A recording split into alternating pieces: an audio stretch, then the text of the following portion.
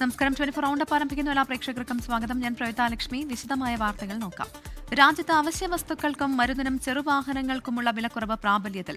GST നിരക്ക് പരിഷ്കാരം നിലവിൽ വന്നു. അരുണാചൽ പ്രദേശിലെ ഇറ്റാനഗറിൽ വ്യാപാരികളുമായി പ്രധാനമന്ത്രി നരേന്ദ്രമോദി ചർച്ച നടത്തി. വിലക്കുറവ് ഇടത്തരക്കാർക്കും വനിതകൾക്കും വലിയ ആശ്വാസമെന്ന് പ്രധാനമന്ത്രി പറഞ്ഞു. നവരാത്രി, ദീപാവലി ഉത്സവകാലത്ത് വിലക്കുറവിന്റെ ആശ്വാസത്തിൽ ജനം. നിത്യജീവിതത്തിൽ ഉപയോഗിക്കുന്ന 400-ലേറെ ഉൽപ്പന്നങ്ങൾക്കാണ് വില കുറയുക. സാധനങ്ങളുടെ പാക്കറ്റിൽ പഴയ വിലയാണെങ്കിലും പുതിയ GST അനുസരിച്ചായിരിക്കും ബിൽ. ഉപഭോക്താക്കൾ ഇക്കാര്യം ഉറപ്പുവരുത്തണം. വില കുറവ് ലഭ്യമാകുന്നുണ്ടോ എന്ന് GST വകുപ്പ് പരിശോധിക്കും. അരുണാചൽ പ്രദേശിൽ വ്യാപാരികളുമായി പ്രധാനമന്ത്രി ചർച്ച നടത്തി. വിലക്കുറവ് ഇടത്തരക്കാർക്കും വനിതകൾക്കും വലിയ ആശ്വാസമെന്ന് പ്രധാനമന്ത്രി. GST बचत उत्सव की फिर से एक बार बधाई दूंगा। नेक्स्ट जनरेशन GST रिफॉर्म का भी बहुत बड़ा फायदा उन्हें ही मिलने वाला है। आपको अब हर महीने घर के बजट में बहुत राहत मिलने वाली है. GST നിരക്ക് പരിഷ്കാരം നിലവിൽ വന്നതോടെ ഷോപ്പുകളിൽ ബില്ലിംഗിൽ മാറ്റം വരുത്തി. പരിഷ്കാരം ചില്ലറ വിൽപ്പനയിൽ വലിയ മാറ്റങ്ങൾ ഉണ്ടാക്കുമെന്ന് കച്ചവടക്കാർ. ഈ സാധനങ്ങളെല്ലാം 18%, 22% ഉണ്ടായിരുന്ന സാധനങ്ങൾ വരെ ഉണ്ടായിരുന്നു. ബേക്കറി മറ്റേ ഐറ്റംസ് എല്ലാം അതെല്ലാം 5% വരിക എന്ന് പറഞ്ഞാൽ സ്ലാഷ് ചെയ്ത് വരും എന്ന് പറയുമ്പോൾ അവർക്ക് ഒരുപാട് തീർച്ചയായിട്ടും പർച്ചേസിംഗ് കപ്പാസിറ്റി കൂടും. ഒരുപാട് നല്ല സാധനങ്ങൾ വാങ്ങിക്കാൻ പറ്റും. സിമന്റ് ഉൾപ്പെടെയുള്ളവർക്ക് വില കുറയുന്നത് നിർമ്മാണ മേഖലയ്ക്കും ആശ്വാസമാണ്. കാറുകൾ ഉൾപ്പെടെ ചെറുവാഹനങ്ങളുടെ വിലയിൽ വലിയ മാറ്റമാണ് ഉണ്ടായത്. സിഗരറ്റിനും മദ്യത്തിനും ലക്ഷറി വാഹനങ്ങൾക്കുമാണ് പുതുക്കിയ GST പ്രകാരം വില കൂടുക. 40% സിൻ ടാക്സാണ് ലഹരി വസ്തുക്കൾക്ക് മുകളിൽ ചുമത്തുക. News desk 24. പുതുക്കിയ GST നിരക്ക് നിലവിൽ വന്നതോടെ ജനങ്ങൾ പ്രതീക്ഷയിലാണെങ്കിലും സംസ്ഥാന സർക്കാർ ആശങ്കയിലാണ്. സംസ്ഥാനത്തിന്റെ വരുമാനത്തിൽ 8,000 കോടി രൂപ വരെ നഷ്ടമുണ്ടാകുമെന്നാണ് പ്രാഥമികമായി കണക്കാക്കുന്നത്. വേണ്ടത്ര പഠനം നടത്താതെ നടപ്പാക്കിയ പരിഷ്കാരമെന്ന് ധനമന്ത്രി KN ബാലഗോപാൽ 24നോട് പറഞ്ഞു. ഒരു ഉത്പന്നത്തിൽ ഈടാക്കുന്ന GSTയുടെ പകുതി സംസ്ഥാനത്തിന് അർഹതപ്പെട്ടതാണ്. അതായത് 28% GST ഈടാക്കിയാൽ അതിൽ പകുതി 14% നികുതി സംസ്ഥാനത്തിന് ലഭിക്കും. എന്നാൽ പുതുക്കിയ നിരക്ക് പ്രകാരം മുൻപ് 28% വരെ ഈടാക്കിയിരുന്ന GST 18%, 5%, 0% കുറയും. സ്വാഭാവികമായും സംസ്ഥാനത്തിന് ലഭിക്കേണ്ട നികുതി കുറയും. കേന്ദ്രത്തിന് വിമർശനവുമായി 24നോട് KN ബാലഗോപാലിന്റെ പ്രതികരണം ഇങ്ങനെ. കേന്ദ്ര ഗവൺമെന്റ് 50,000 60,000 എവിടെ സ്റ്റഡി ചെയ്തിട്ടില്ല. ഞങ്ങൾ കമ്മിറ്റിയിൽ അംഗമാണ്. എവിടെ സ്റ്റഡി ചെയ്ത റിപ്പോർട്ടില്ല, ഒന്നുമില്ല. ഏറ്റവും മിനിമം 2 ലക്ഷം കോടിയെങ്കിലും നഷ്ടം വരുമെന്നാണ് ചില പണ്ഡിതന്മാർ, സാമ്പത്തിക രംഗത്ത് ഈ മേഖലയെ ബന്ധപ്പെട്ടവർ പറയുന്നത്. ഒരു പഠനവും ഇല്ലാതെ നമ്മുടെ നോട്ട് നിരോധനത്തിന്റെ സമയത്ത് അനൗൺസ് ചെയ്തതുപോലെ അനൗൺസ്മെന്റാണ് വന്നത്. പ്രധാനമന്ത്രി പ്രഖ്യാപിക്കുന്നത് നടപ്പാക്കുന്ന സംവിധാനമായി GST കൌൺസിൽ മാറിയെന്ന് മന്ത്രി P. രാജീവ് കുറ്റപ്പെടുത്തി. പ്രധാനമന്ത്രി പ്രഖ്യാപിക്കുന്നത് എൻഡോഴ്സ് ചെയ്യുന്ന സംവിധാനമായിട്ട് GST കൌൺസിൽ മാറിയിരിക്കുന്നു. നികുതി എങ്ങനെ ജനങ്ങൾക്ക് ആശ്വാസം നൽകുന്നത് പറയുമ്പോൾ തന്നെ സംസ്ഥാനങ്ങൾക്ക് ഉണ്ടാകുന്ന വരുമാന നഷ്ടം അത് നികത്തുന്നതിനുള്ള നടപടികളൊന്നും സ്വീകരിച്ചിട്ടില്ല എന്നതാണ് ഏറ്റവും പ്രധാനമായിട്ടും കാണേണ്ടത്. Gulati institute of finance and taxation സംസ്ഥാന സർക്കാരിന് വേണ്ടി നടത്തിയ പഠനത്തിൽ 7,803 കോടി രൂപയുടെ നഷ്ടമാണ് മുന്നിൽ കാണുന്നത്. സാമ്പത്തിക വർഷത്തിന്റെ 6 മാസം പിന്നിട്ടതിനാൽ ഇനി ഈ വർഷം 4,000 കോടി രൂപയുടെ നഷ്ടമാണ് സർക്കാർ മുന്നിൽ കാണുന്നത്. ഈ വരുമാനം ഉൾപ്പെടെ കണക്കാക്കിയാണ് സർക്കാർ ബജറ്റ് തയ്യാറാക്കിയത്. ബജറ്റ് ഉൾപ്പെടെ തകിടം മറിയുമെന്നാണ് ആശങ്ക. 24 തിരുവനന്തപുരം. ഛത്തീസ്ഗഡിൽ മാവോയിസ്റ്റുകളും സുരക്ഷാ സേനയും തമ്മിൽ ഏറ്റുമുട്ടൽ. 2 മാവോയിസ്റ്റുകളെ വധിച്ചു. അജീഷ് ജയകുമാർ ഡൽഹിയിൽ നിന്ന് ചേരുകയാണ്. അജീഷ്, മാവോയിസ്റ്റുകളെ പിടികൂടാനുള്ള നടപടി സർക്കാരിന്റെ ഭാഗത്തുനിന്നുണ്ടായിരുന്നു. ഇപ്പോൾ 2 മാവോയിസ്റ്റുകളെ വധിച്ചുവെന്നുള്ള വാർത്ത വരുന്നുണ്ട്. ആരൊക്കെയാണിവർ എന്ന് വ്യക്തമാക്കുന്നുണ്ടോ അധികൃതർ?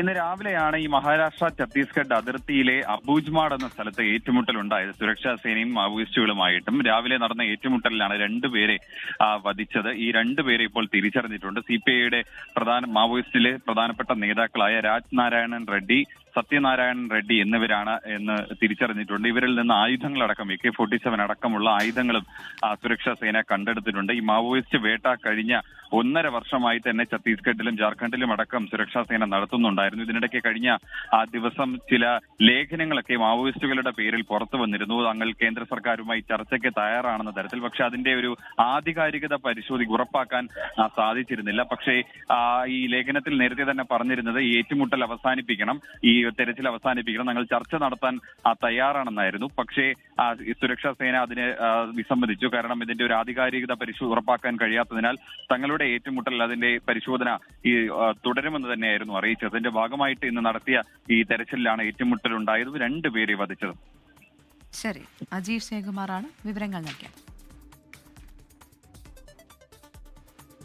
ആഗോള അയ്യപ്പ സംഗമത്തിന് ബദലായി പന്തളത്ത് സംഘപരിവാറിന്റെ ശബരിമല സംരക്ഷണ സംഗമം BJP തമിഴ്നാട് മുൻ അധ്യക്ഷൻ സംരക്ഷണ സംഗമം ഉദ്ഘാടനം ചെയ്തു. കേരള തമിഴ്നാട് സർക്കാരുകളെ രൂക്ഷമായി വിമർശിച്ചായിരുന്നു അണ്ണാമലയുടെ പ്രസംഗം. രാവിലെ വികസനം, വിശ്വാസം, സുരക്ഷ എന്നീ വിഷയങ്ങളിൽ സെമിനാറുകളോടെയായിരുന്നു പരിപാടിയുടെ തുടക്കം. സംഘപരിവാർ നേതാക്കൾ സെമിനാറുകളിൽ പങ്കെടുത്തു. ശബരിമല തന്ത്രിയും മകനും ചേർന്നാണ് സംഗമത്തിന് ദീപം തെളിയിച്ചത്.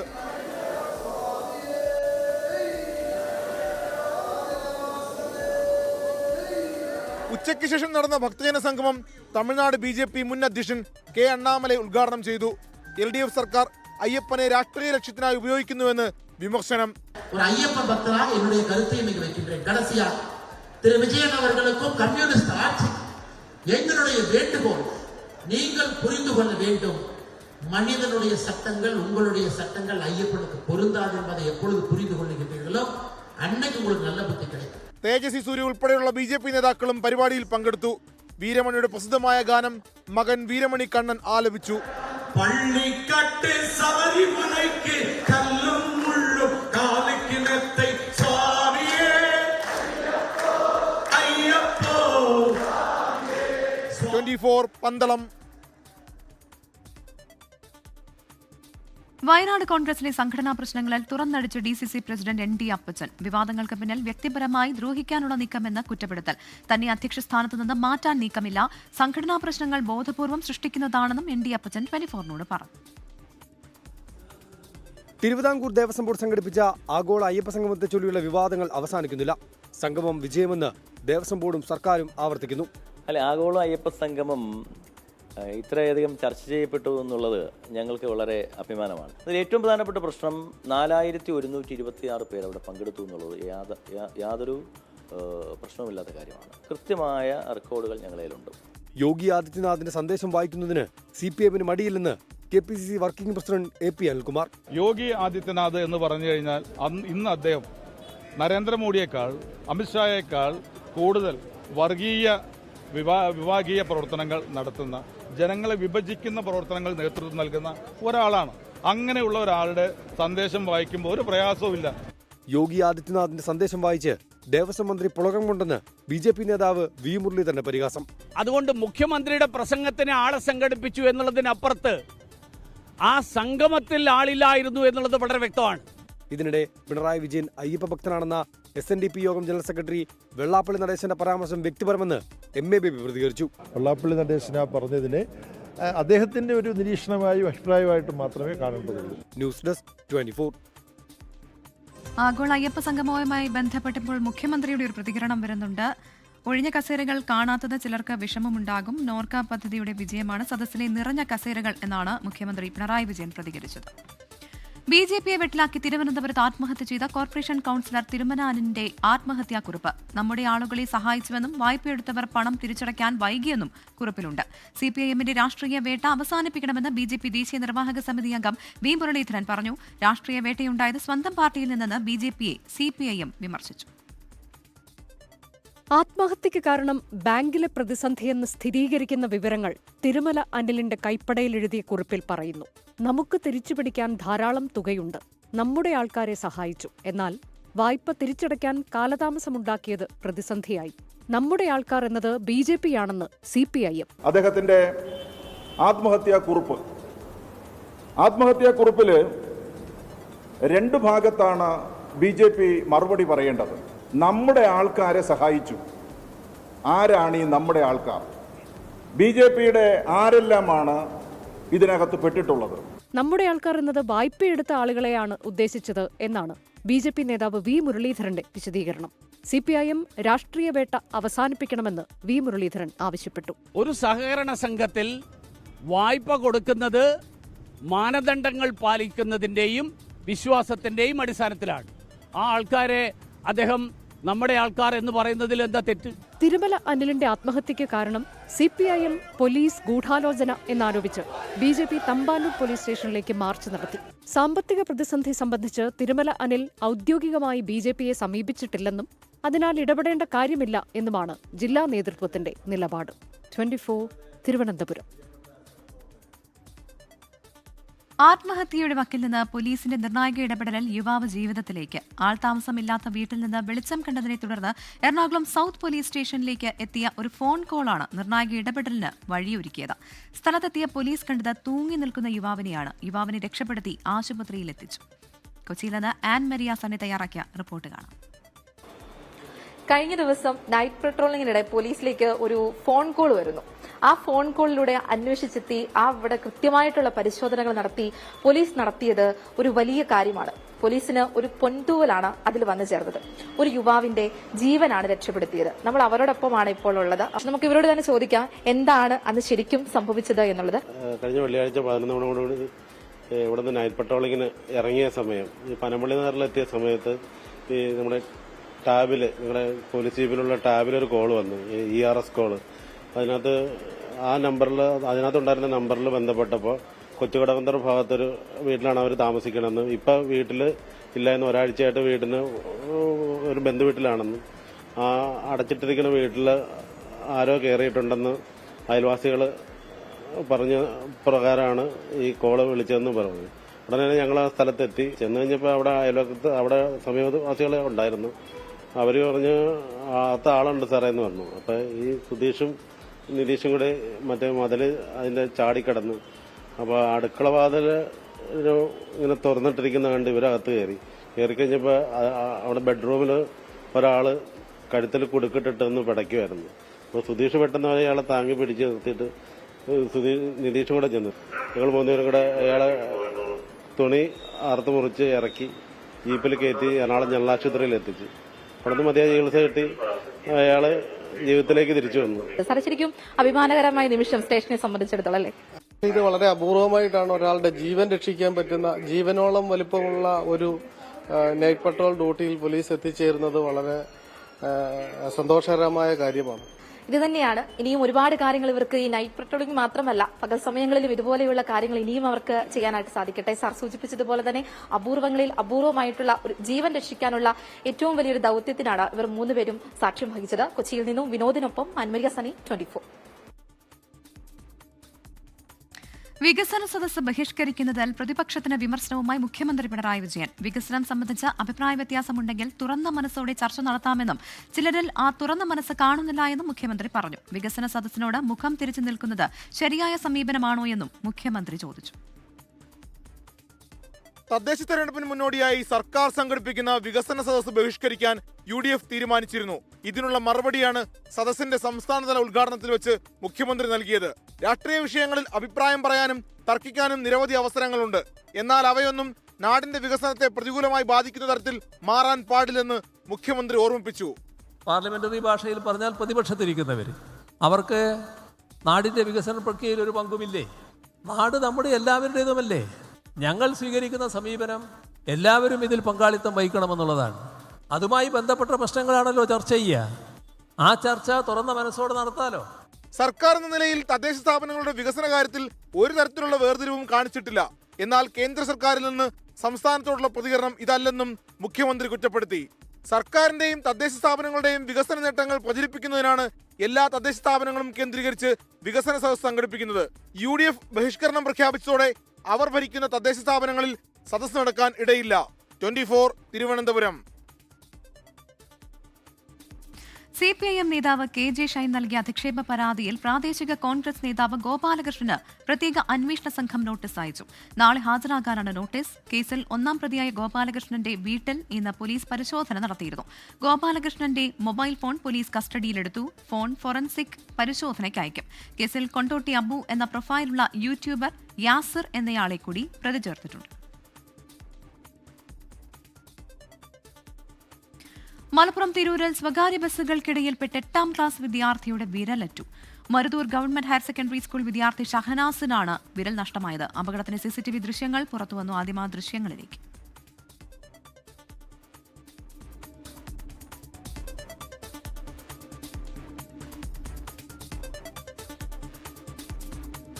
സമീർ ബിൻ കരീം മലപ്പുറത്ത് നിന്ന് ചേരുകയാണ്. സമീർ, ഇതിൽ 2 ബസ്സുകൾ വന്ന് നിൽക്കുന്നത് കാണാം. എങ്ങനെയാണ് ഈ അപകടമുണ്ടായതെന്ന് ദൃശ്യങ്ങളിൽ നിന്ന് വ്യക്തമാകുന്നില്ല. എന്താണ് സംഭവിച്ചത്? പ്രവിത, കഴിഞ്ഞ ദിവസമാണ് ഈ അപകടം സംഭവിക്കുന്നത്. പറവണ്ണ മുറിവഴിക്കലിൽ വെച്ചായിരുന്നു ഈ അപകടം സംഭവിച്ചത് എന്നുള്ളതാണ്. നിറമരുതൂർ ഗവൺമെന്റ് ഹയർ സെക്കൻഡറി സ്കൂളിലെ വിദ്യാർത്ഥിയായിരിക്കുന്ന വാക്കാട് സ്വദേശി ഷാനവാസിനാണ് പരിക്കേറ്റിരിക്കുന്നത്. ഈ വിദ്യാർത്ഥി സ്കൂളിലേക്ക് പോവുകയായിരുന്നു. ബസ്സിന്റെ വിൻഡോ സീറ്റിനോട് സമീപം ഇരിക്കുകയും ബസ് ചേർന്നിരിക്കുന്ന കമ്പിയിൽ പിടിച്ചു നിൽക്കുകയുമായിരുന്നു ഈ കുട്ടി ഉണ്ടായിരുന്നത്. ആ സമയത്താണ് എതിരെ വന്ന ബസ്സുമായി ഈ വിദ്യാർത്ഥി സഞ്ചരിച്ച ബസ് ഉരസി എന്നുള്ളതാണ്. ആ 2 ബസ്സുകൾക്കിടയിൽ വിദ്യാർത്ഥികളുടെ വിരൽ കുടുങ്ങി എന്നുള്ളതാണ് വിദ്യാർത്ഥി വ്യക്തമാക്കിയിട്ടുള്ളത്. അങ്ങനെ ഈ ഒരു വിരൽ പൂർണ്ണമായും അറ്റുപോവുകയും ബാക്കി 4 വിരലുകൾക്ക് കാര്യമായ പരിക്കേൽക്കുകയും ചെയ്തു എന്നുള്ളതാണ് ഏറെ പ്രധാനപ്പെട്ടതായിട്ടുള്ള ഒരു കാര്യം. ഈ വിദ്യാർത്ഥിയെ ആദ്യം തിരൂരിലെ ആശുപത്രിയിലും പിന്നീട് കോഴിക്കോട് മെഡിക്കൽ കോളേജിൽ, കോഴിക്കോട് മറ്റൊരു ആശുപത്രിയിൽ പ്രവേശിപ്പിച്ചെങ്കിലും ഈ ഒരു വിരൽ പൂർണ്ണമായും അറ്റുപോയി. അത് ചേർക്കാൻ കഴിയുന്നില്ല എന്നുള്ളതാണ് ഏറെ സങ്കടകരമായിട്ടുള്ള ഒരു കാര്യം. മറ്റു 4 വിരലുകൾക്കും കാര്യമായ പരിക്കേൽക്കുകയും ചെയ്തിട്ടുണ്ട് എന്നുള്ളതാണ്. സ്വാഭാവികമായും ഇത്തരം അപകടം ഓർമ്മിപ്പിക്കുന്നത് പ്രത്യേകിച്ച് വിൻഡോ സീറ്റിലൊക്കെ ഇരിക്കുമ്പോൾ തൊട്ടടുത്തുള്ള കമ്പിയിൽ പുറത്തേക്ക് കൈ കാണും വിധത്തിലോ അല്ലെങ്കിൽ എത്തുന്ന വിധത്തിലോ ഇടിക്കാതെ പൂർണ്ണമായും അകത്ത് തന്നെ ഇരിക്കണം എന്നുള്ള ഒരു മെസ്സേജ് കൂടിയാണ് ഈ ഒരു അപകടം മുന്നോട്ട് വെക്കുന്നത്. പ്രവിത, തീർച്ചയായും ബസ്സിൽ അത്തരത്തിലുള്ള നിർദ്ദേശങ്ങളും സാധാരണ കാണാറുണ്ട്. കൈയും തലയും പുറത്തിടരുത് എന്ന തരത്തിൽ. എന്തായാലും മലപ്പുറം തിരൂരിൽ സ്വകാര്യ ബസ്സുകൾക്കിടയിൽപ്പെട്ടാണ് 8ാം ക്ലാസ് വിദ്യാർത്ഥിയുടെ വിരൽ അറ്റുപോയത്. Maruthur government higher secondary school വിദ്യാർത്ഥി ഷഹനാസിനാണ് വിരൽ നഷ്ടമായത് എന്നാണ് സമീർ ബിൻ കരീം നൽകുന്ന വിവരം. ഒരേ ദിവസം 2ാം തവണ റെക്കോർഡിട്ട് സ്വർണം. രാവിലെ പവന് 320 രൂപ കൂടിയിരുന്നു. ഉച്ചയ്ക്ക് ശേഷം പവൻ വിലയിൽ 360 രൂപ കൂടി. രാജ്യാന്തര വിലയിലുണ്ടായ വ്യത്യാസമാണ് ഒരു ദിവസം ഒരു പവന് 680 രൂപ ഉയരാൻ കാരണം. ഈ മാസം 10 ദിവസത്തിനിടെ 4 തവണയാണ് സ്വർണ്ണവില റെക്കോർഡ് തിരുത്തുന്നത്. ഇന്ന് രാവിലെ ഒരു പവന് 82,560 രൂപയായിരുന്നു. ഉച്ചകഴിഞ്ഞപ്പോൾ വില വീണ്ടും ഉയർന്ന് 82,920 രൂപയായി. അപൂർവമായാണ് സ്വർണ്ണവില ഒരു ദിവസം തന്നെ 2 തവണ കൂടുന്നത്. രാജ്യാന്തര വിലയിലുണ്ടായ വർധനയാണ് ഇന്ന് 2 തവണ വില ഉയരാൻ കാരണം. ഇന്ന് രാവിലെ സ്വർണ്ണവില നിശ്ചയിക്കുമ്പോൾ ഔൺസിന് $3,694 ആയിരുന്നു വില. ഇത് $3,700 കടന്ന് $3,718 എത്തിയതാണ് 2ാം തവണയും വില കൂടാൻ കാരണം. ഈ മാസം ആദ്യം ഒരു പവന് 77,640 രൂപയായിരുന്നു. US ഫെഡറൽ റിസർവ് പലിശ നിരക്ക് കുറച്ചതോടെ നിക്ഷേപകർ കൂട്ടമായി സ്വർണത്തിലേക്ക് തിരിഞ്ഞതാണ് വിലവർധനയ്ക്ക് പ്രധാന കാരണം. അമേരിക്കൻ തീരുവയും യുദ്ധങ്ങൾ മൂലമുണ്ടാകുന്ന അനിശ്ചിതത്വവും സ്വർണത്തെ സുരക്ഷിത നിക്ഷേപമായി കാണാൻ നിക്ഷേപകരെ പ്രേരിപ്പിക്കുന്നുണ്ട്. പണിക്കൂലിയും GSTയും ചേർത്ത് ഒരു പവൻ സ്വർണ്ണാഭരണം വാങ്ങണമെങ്കിൽ 92,000 രൂപയ്ക്ക് മേൽ നൽകണം. കഴിഞ്ഞ വർഷം ഇതേ ദിവസം 55,680 രൂപയായിരുന്നു ഒരു പവൻ സ്വർണത്തിന്റെ വില. ഒരു വർഷം കൊണ്ട് 26,000 രൂപയിലേറെ വർധന. ഈ മാസം 20 ദിവസം കൊണ്ട് ഒരു പവന് കൂടിയത് 5,280 രൂപ. ഇടയ്ക്ക് ലാഭമെടുപ്പുണ്ടായാലും സമീപ ഭാവിയിൽ സ്വർണ്ണവില ഉയർന്നു തന്നെ നിൽക്കുമെന്നാണ് വിദഗ്ധർ പറയുന്നത്. ഉത്സവ വിവാഹ സീസണിൽ വില ഉയരുന്നത് സാധാരണക്കാർക്കുൾപ്പെടെ തിരിച്ചടിയാകും. Business desk 24. വയനാട് കോൺഗ്രസിലെ സംഘടനാ പ്രശ്നങ്ങളിൽ തുറന്നടിച്ച DCC പ്രസിഡന്റ് ND അപ്പച്ചൻ. വിവാദങ്ങൾക്ക് പിന്നിൽ വ്യക്തിപരമായി ദ്രോഹിക്കാനുള്ള നീക്കമെന്നാണ് കുറ്റപ്പെടുത്തൽ. ND അപ്പച്ചനെ DCC അധ്യക്ഷ സ്ഥാനത്ത് നിന്ന് മാറ്റുമെന്ന അഭ്യൂഹങ്ങൾക്കിടെയാണ് പ്രതികരണം. എന്നെ മാറ്റണമെന്ന് ആരും, ഞാൻ എന്നാ മാറാൻ ആഗ്രഹിക്കുന്നത്? നാളെ മാറാൻ ആഗ്രഹിക്കുകയാണെങ്കിൽ ഞാൻ മാറും, അല്ലെങ്കിൽ ഞാൻ മാറുകയില്ല. അതാണ് എൻ്റെ സ്ഥിതി. എനിക്കിതിൽ പിടിച്ചു തൂങ്ങി നിൽക്കുന്ന ഒരു ആഗ്രഹവുമില്ല. മുള്ളൻകൊല്ലിയിലെ പ്രശ്നങ്ങളടക്കം സംഘടനാ വിഷയങ്ങൾ പലതും ബോധപൂർവം ഉണ്ടാക്കിയെടുക്കുന്നതാണ് തന്നെ മോശക്കാരനാക്കുക എന്നാണ് ഉദ്ദേശം. എനിക്കെതിരെ വ്യക്തിപരമായി എന്നെ ആക്രമിക്കാൻ വേണ്ടി, എന്നെ ബുദ്ധിമുട്ടിക്കാൻ വേണ്ടി, എൻ്റെ സംഘടനാ പ്രവർത്തനത്തെ തടയാൻ വേണ്ടിയിട്ടുണ്ടാക്കിയ ചില പ്രശ്നങ്ങളും പ്രവർത്തനങ്ങളുമാണ് ഈ അടുത്ത കാലത്തായിട്ട് ഇവിടെ ഉണ്ടായിട്ടുള്ളത്. ജോണിൻ്റെയും NM വിജയൻ്റെയും ആത്മഹത്യയിൽ തനിക്ക് ഒരു ബന്ധവുമില്ല. ജോൺ മരിക്കുന്നതും അതുപോലെ തന്നെ അതിനുശേഷം NM വിജയൻ മരിക്കുന്നതൊക്കെയായി ബന്ധപ്പെട്ട് എനിക്കൊരു പങ്കാളിത്തം അതിലില്ല. ഞാൻ ആ കാര്യങ്ങൾ ഇടപെട്ട ആളുമല്ല. പോലീസ് അന്വേഷണം നടന്നിട്ട് കുറ്റവാളികൾ ആരാൻ ശിക്ഷിക്കട്ടെ. അവർ പ്രിയങ്ക ഗാന്ധി കാണാൻ സമ്മതിച്ചില്ല എന്ന വാർത്തയ്ക്ക് പിന്നിൽ ദ്രോഹിക്കുക എന്ന ലക്ഷ്യം മാത്രമാണ്. സാധാരണ പ്രവർത്തകനായി വന്നതാണ്. അവസാന ശ്വാസം വരെ പാർട്ടിക്കൊപ്പം തുടരുമെന്നും ND അപ്പച്ചൻ പറഞ്ഞു. മനു ദാമോദരനൊപ്പം സുർജിത്ത് അയ്യപ്പത്ത്, 24 വയനാട്. ലോകത്തെവിടെയായാലും ഏത് സമയത്തും 24 വാർത്തകളും ഓഗ്മെന്റഡ് റിയാലിറ്റി പാക്കേജുകളും എക്സ്പ്ലെയിനറുകളും വിശദമായി കാണാൻ ഞങ്ങളുടെ YouTube ചാനൽ നിങ്ങൾക്ക് സബ്സ്ക്രൈബ് ചെയ്യാം.